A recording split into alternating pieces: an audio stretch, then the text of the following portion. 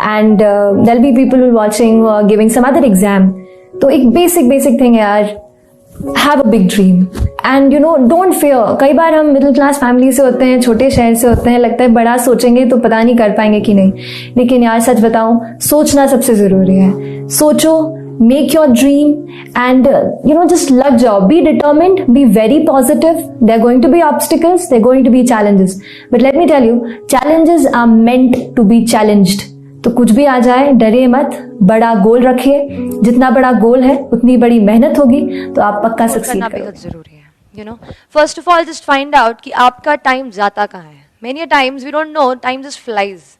Went to the class, given the test, खत्म. खाना खाया, थोड़ा एंटरटेनमेंट किया, and it's done. ऐसा मत होने दीजिए. Just control your day. Find out कि every single day what's happening in my day, okay? And in that day you have to structure it. Like I used to start with reading the newspaper.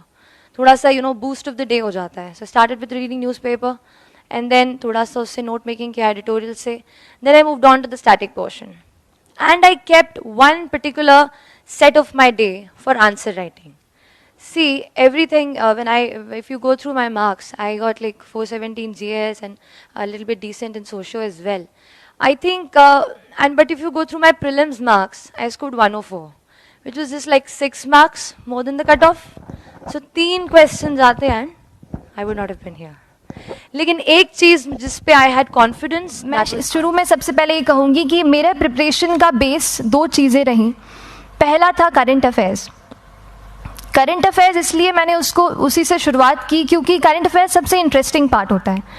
कई बार आपको history कभी boring लगेगी, कई बार आपको लगेगा geography इतना, कभी हर किसी के अपने अपने फेवरेट्स होते हैं. तो मुझे वो 2 सब्जेक्ट्स लगते थे कि यार इतना मन नहीं करता है, लेकिन न्यूज़पेपर्स और करंट अफेयर्स में जो भी नया चल रहा है वो मुझे हमेशा इंटरेस्टिंग लगता था. इंटरनेशनल रिलेशंस में क्या हो रहा है, क्या सोशल रियलिटीज़ हैं, कहाँ क्या हुआ, उसका क्या इम्पैक्ट पड़ेगा एडमिनिस्ट्रेशन पे और हमारे कंट्री पे. तो उसको आप अपना एक बेस बना सकते हो. आप करंट अफेयर्स बेस्ड प्रिपरेशन कर सकते हैं, इसलिए भी क्योंकि अगर आप मेंस एग्ज़ाम देखेंगे तो काफ़ी डायनामिज्म आ गया है. केवल प्रीलिम्स में नहीं बल्कि जनरल स्टडीज़ पेपर 2, पेपर 3 में भी आप देखेंगे कई सारे ऐसे सवाल हैं जो करंट इवेंट्स से इंस्पायर्ड होते हैं, उन पे बेस्ड रहते हैं. तो जब आप न्यूज़पेपर बेस्ड, करंट बेस्ड पढ़ाई करते हैं तो वो आपका प्रिपरेशन वहाँ से. पढ़ते तो हम सब हैं, लेकिन हमें पता कैसे चले कि हमारा स्टैंडर्ड क्या है. देखिए, अगर हम अभी आपसे बात कर रहे हैं तो वहां कोई दिल्ली में बच्चा बैठा है जो पॉलिटी की लक्ष्मीकांत खोल करके दूसरा पेज पूरा रट रहा होगा. बात सही है. तो वो जो है ना, टाइम का हमेशा याद रखिए. टाइम हमेशा याद रखिए कि आपका टाइम सबसे ज्यादा जरूरी है. अगर आप अपना वक्त निकाल कर इस पढ़ाई को दे रहे हैं, हमारी लाइफ के हम कलरफुल यूथ के ईयर्स अगर हम पढ़ाई को दे रहे हैं तो अपना 100% दीजिए. शुभकामनाएं, बधाई आपको. धन्यवाद. फर्स्ट अटेम्प्ट था, आपने टॉप किया है, किस तरह से क्या है बताएं. सर, पहले तो ये कहूँगी कि यूपीएससी देना एक, या आईएएस बनना कहूँगी, एक बचपन का सपना था, चाइल्डहुड ड्रीम. तो जब बड़े हुए और कॉलेज में आए, थोड़ा जाना इस बारे में कि कैसे क्या होती है ये परीक्षा, किस सर की पढ़ाई होती है, क्या क्या सिलेबस में होता है. तो वो पढ़ने के बाद, जानने के बाद बहुत इंटरेस्ट लगा एंड लगा कि इस लाइन में जाना चाहिए क्योंकि बहुत लोगों तक पहुंच सकते हैं, मदद कर सकते हैं, जो भी सोसाइटी में चल रहा है उससे टच्ड फील किया और इस लाइन में आने की डिसाइड किया.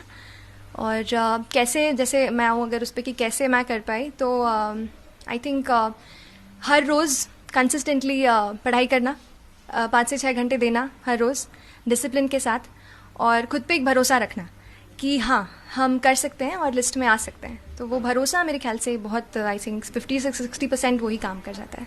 अभी आपकी महिलाओं में वैसे 5th रैंक पे क्या खुश हो? जब मुझे पता चला कि मेरी 5th रैंक आई है, जाहिर सी बात है मैं बहुत ज़्यादा खुश थी.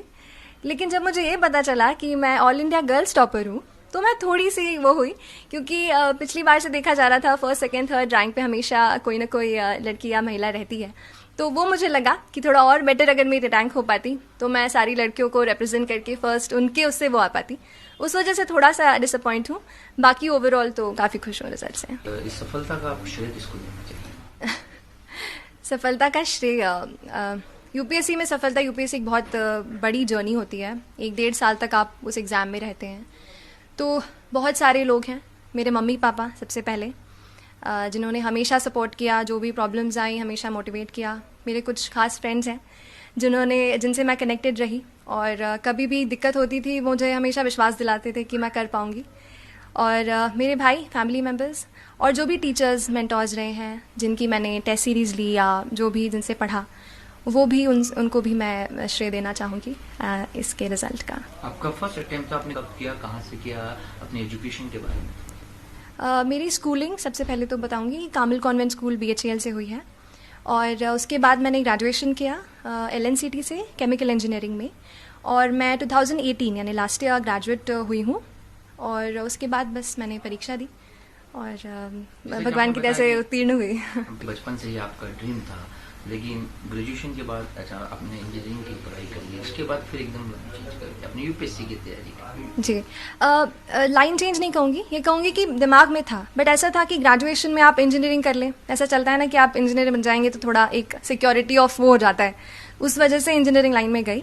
बाकी एक डायरेक्शन और सपना तो सिविल सर्विस के लिए ही था, और फिर उसको मैंने परस्यू किया अपने कॉलेज की पढ़ाई के साथ। पढ़ाई कई मेहनत कई लोग करते हैं, कईयों का फर्स्ट होता है, कईयों का फर्स्ट, सेकंड, थर्ड अटेम्प्ट होता है, लेकिन आपने फर्स्ट अटेम्प्ट में इसको निकाल लिया, पास करा है, टॉप किया है। तो आपको क्या लगता है कि उन लोगों के लिए आपका क्या संदेश है जो इनका 1-2 बार मतलब फिर बैठते हैं, फिर रुक जाते हैं एक नंबर से, तो उनके लिए आप क्या संदेश देना चाहते हैं कि किस तरीके से तैयारी करें कि वो फर्स्ट अटेम्प्ट में ही टॉप? देखिए, पहली बात तो मैं ये कह दूंगी कि जितने लोग इंटरव्यू देते हैं, जैसे इस साल 1994 स्टूडेंट्स ने इंटरव्यू दिया, मैं कहूँगी कि सब लोग जो हैं इक्वली नॉलेजेबल रहते हैं।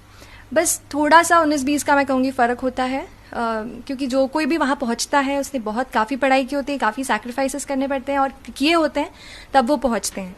लेकिन फिर भी जो भी छोटी सी मैं एक वो दूंगी, मतलब यही कहूँगी कि कंसिस्टेंट रहें, थोड़ा सा पढ़ें, लेकिन हर रोज़ पढ़ें, बिना डरे पढ़ें, क्योंकि हम जैसे मेरे फैमिली में किसी ने भी सिविल सर्विस का एग्ज़ाम नहीं दिया, कोई नहीं है, तो ऐसे लगता है कि हम दे रहे हैं, क्या हो पाएगा, नहीं हो पाएगा। लेकिन फिर भी खुद पे एक भरोसा रखें और सही डायरेक्शन पकड़ें। इस एग्ज़ाम में काफ़ी सारी बुक्स हैं, काफ़ी सारा मटेरियल है, तो आप UPSC सिलेबस को रेफ़र करें, पास्ट या क्वेश्चन पेपर्स को देखें, कैसे क्या पढ़ाई की जाती है, और उसी को अपना मार्गदर्शक बनाएं, और उसी से मेरे ख्याल से होगा।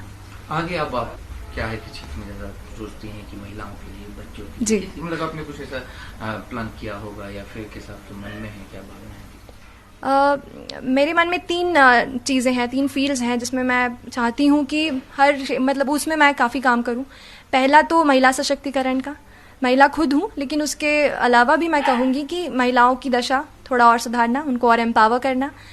दूसरी जो चीज़ है, जो मेरा फोकस मैं कहती हूँ, वो है एजुकेशन हमारे भारत के लिए बहुत ज़्यादा इस वक्त बहुत ज़रूरी है। बहुत सारा यूथ है, अच्छे से पढ़ेगा तो कंट्री भी आगे बढ़ेगी। और तीसरा जो मैं कहूँगी, आई थिंक ये 2 मेरे दिमाग में अभी आ रहे हैं। कई बार शिकायत करते हैं, हम लोग भी आते हैं, हम लोग को मिलते हैं और अक्सर हम खबर देखते हैं कि बच्चे जो मोबाइल में जो एडिक्ट हो जाते हैं, उसमें गेम में या फिर व्हाट्सएप में, फेसबुक, सोशल मीडिया पे कहीं ना कहीं पढ़ाई छूट जाती है। तो ऐसे बच्चों के लिए आप क्या संदेश देना चाहते हैं? ये तो बहुत इम्पोर्टेंट सवाल है, एस्पिरेंट्स के लिए भी और जनरल बच्चों के लिए भी। अभी हुआ ये सर, इंटरनेट हमारे लिए सबसे इम्पॉर्टेंट चीज़ है। मैंने भोपाल से पढ़ाई किया, इंटरनेट में काफ़ी टाइम गुजारा, उसी से पढ़ाई लिखाई सब वहीं पे, लेकिन वो सबसे बड़ा डिस्ट्रैक्शन भी है। तो हमें ये ध्यान रखना है, पढ़ते हैं तो कोई भी सोशल नेटवर्किंग साइट से दूर रहें, और बच्चे हैं तो गेम्स एंड ऑल से तो दूर ही रहें। थोड़ा बहुत तो चलता है, डेफिनेटली हम रोबोट्स नहीं हैं, ह्यूमन बींग्स हैं, तो एंटरटेनमेंट चाहिए, लेकिन उसके अलावा हम ध्यान रखें कि हमारा जो लक्ष्य हमने डिसाइड किया है, जिसे हम पाना चाहते हैं, उसके लिए निरंतर प्रयास करें। सोशल मीडिया का इस्तेमाल करती थी श्रुति, अगर आपसे पूछूं कि आपने टॉप किया है, आप किस तरीके से और कितना वक्त देती थी पढ़ाई के अलावा? सोशल मीडिया साइट पे तो मैं नहीं रही जब मैं पढ़ाई कर रही थी। व्हाट्सएप नहीं था, फेसबुक वगैरह पे नहीं थी ज़्यादा, और बाकी मैंने नहीं ज्वाइन किए थे। तो मेरे लिए मैंने ये बनाया था कि पहला प्रयास है मेरा, अंतिम प्रयास है, मुझे इसी में ही निकालना है।